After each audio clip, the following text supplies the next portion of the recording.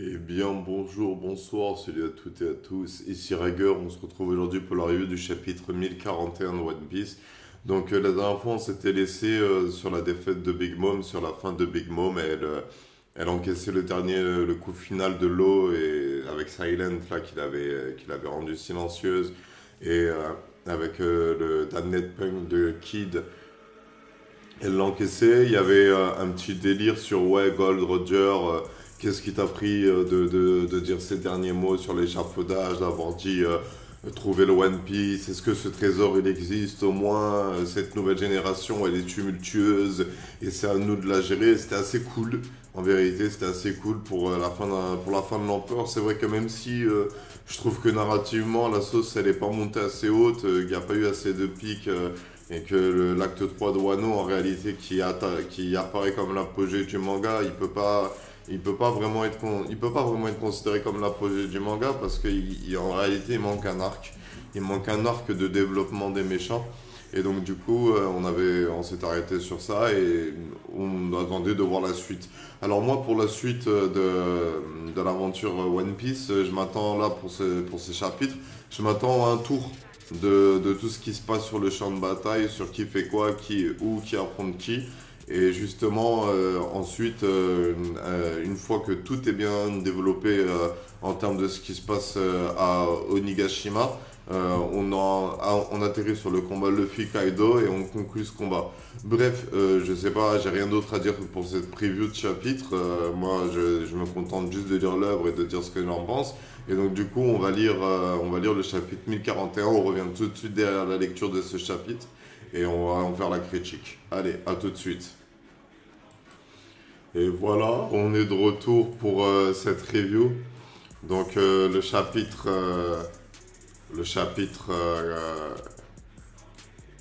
ouais.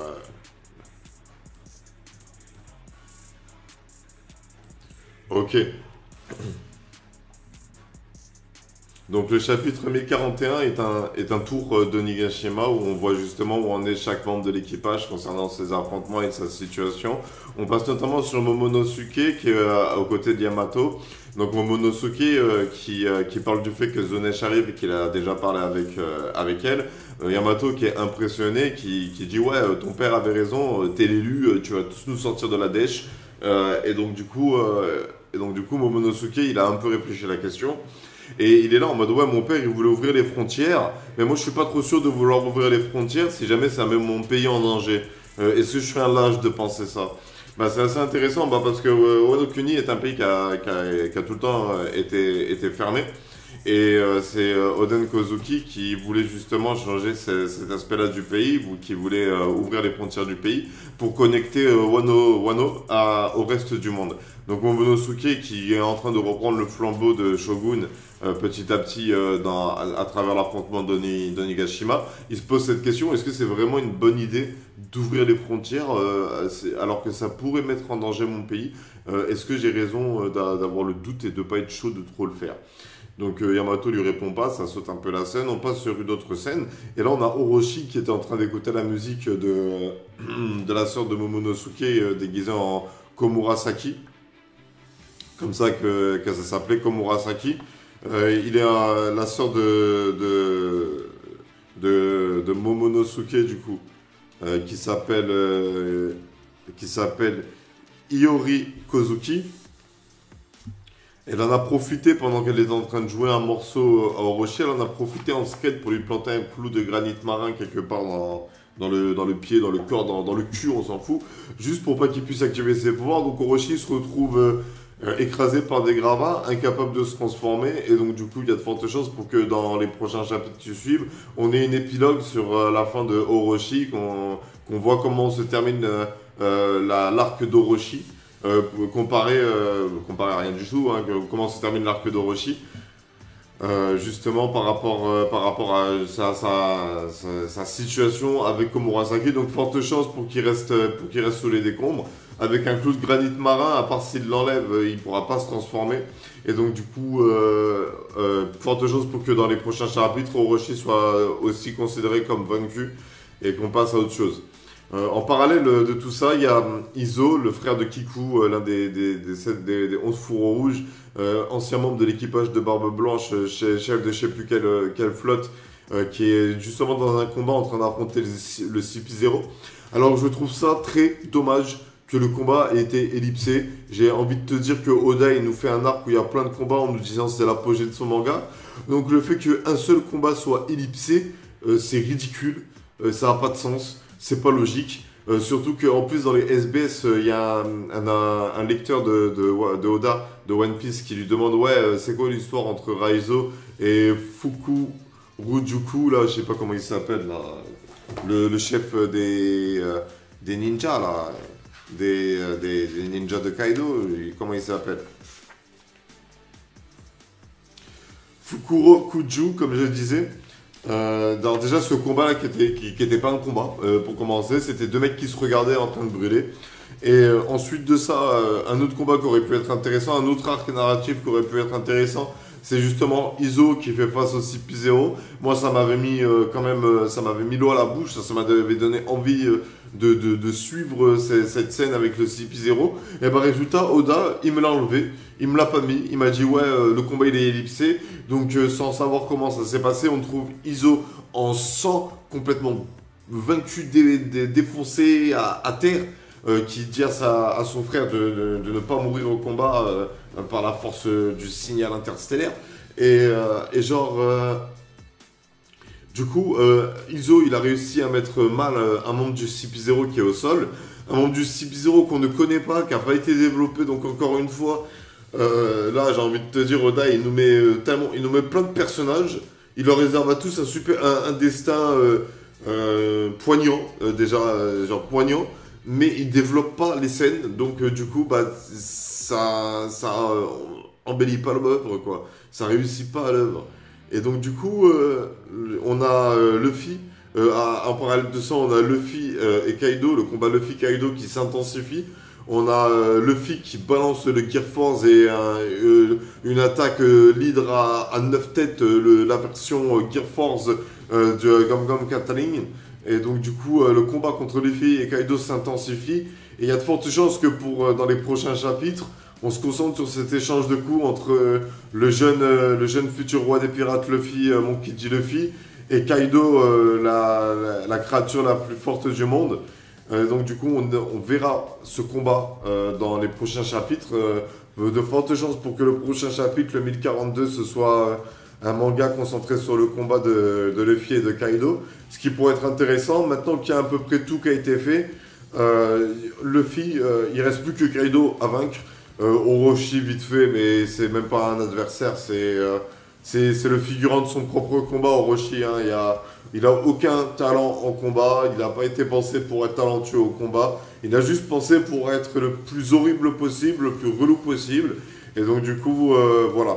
Moi, j'ai pas grand chose à dire sur ce chapitre. En réalité, je suis juste déçu que Izo CP0 se soit pas développé et qu'on ait droit qu'à une toute petite scène, alors que c'est probablement l'un des points clés les plus importants de la suite de ces... L'intervention du CP0, ça tease aussi sur la suite du manga.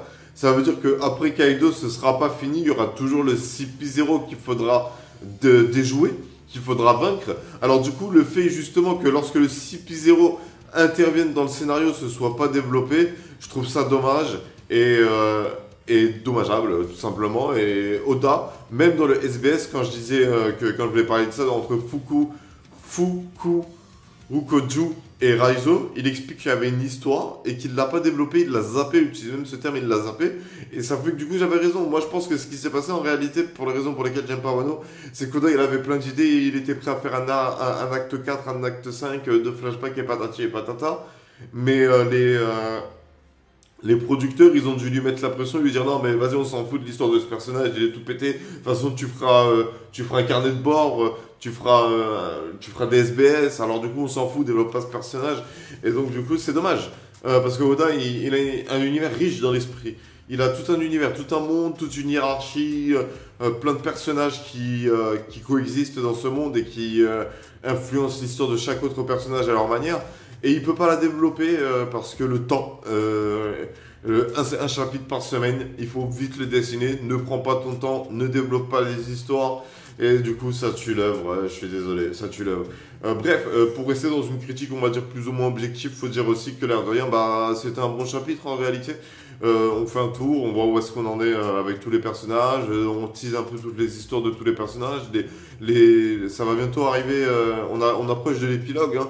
On approche de l'épilogue, hein, c'est qu'une question de 1 ou 2 tomes, et donc du coup, hâte de lire la suite. Je suis en train de retrouver goût à lire One Piece dans le sens où, même si l'œuvre ne me marque plus comme avant, je trouve ça toujours intéressant de suivre les chapitres, d'être attentif à ce qui se passe à l'histoire. Et du coup, oui, cet arc Wano, même si je pense toujours que Oda, il drugfox ses abonnés, bah, c'est un drugfox excitant, dans le sens où bah, les points qu'il développe en réalité sont intéressants. Mais par contre, lorsque Kaido il repense à sa première rencontre avec Lilin, avec Charlotte Lilin, on voit Lilin, femme pirate, prête à devenir la reine des océans, qui dit ah ouais, c'est la première fois que tu travailles en équipe avec Rock Zekbek. Tu vas voir, il est pas fiable, tu ferais mieux de l'éviter. Hein. Mais t'inquiète pas, si tu as besoin d'aide, appelle-moi Lilin, moi la future reine des océans. Et justement, ce passage-là, ça m'a donné envie d'en avoir plus. J'aurais aimé, justement, pour parler de Shuriken des générations, il fallait faire à cet instant-là, même si ça coupait les grands combats de Wano, c'est Big Mom, putain, ça nous intéresse, Oda, t'es con quoi? On veut connaître toute l'histoire de cet empereur. On veut pas juste que tu nous dises elle est forte, elle va tabasser, elle est forte. On veut que tu nous dises pourquoi elle est forte, comment elle est forte, c'est quoi son histoire, comment est-ce qu'elle a réuni son équipage, c'était qui son premier mari, son premier enfant, comment est-ce qu'elle gère son équipage, tu vois, mais bref. On n'y a pas droit, et à la place on a le droit de la baston, en mode on dirait une série abrégée des fois. Mais l'air de rien, c'est une bonne série abrégée parce que c'est pertinent. Je trouve que chaque scène a sa pertinence dans l'évolution narrative de l'histoire. Et donc, du coup, je trouve dommage justement que Oda il se soit pas plus lâché en narration, en histoire et qu'il nous ait pas balancé justement une montagne d'informations concernant les empereurs, justement pour que nous on puisse se faire une idée, non pas de leur puissance, mais de leur influence sur les mers. Bref. C'est tout ce que j'avais à dire sur la lecture de ce chapitre 1041. La mini-aventure, on s'en fout un peu. Hein, c'est Fujin, elle tape Yonji et Niji parce que c'était les persécuteurs de Sanji. Donc elle le venge. Bref, moi sur ma chaîne, et j'y pense, excusez-moi. Sur ma chaîne, en ce moment, je rappelle qu'il y a un jeu concours. Vous pouvez gagner jusqu'à 50 € de cadeaux à la Fnac. Pour ce faire, vous devez réunir un maximum de mots-clés avant le 6 septembre. Notez-les sur une feuille, je les donne à travers chacune de mes vidéos. Le 6 septembre, il faudra m'envoyer par message privé les mots-clés que vous avez collectés. Et ceux qui auront collecté le plus de mots-clés, les 3 premiers qui auront collecté le plus de mots-clés, recevront un lot de cadeaux de la Fnac, 50 € pour le premier, 35 € pour le deuxième, 15 € pour le troisième. Voilà les gars, j'ai envie de faire gagner les abonnés des mangas, j'ai envie de vous mettre bien, j'ai envie de kiffer cette aventure avec vous. Alors s'il vous plaît les gars, participez, notez les mots-clés, et si j'oublie d'en donner un dans une vidéo, n'hésitez pas à me le demander, que j'en donne 2 dans la vidéo suivante.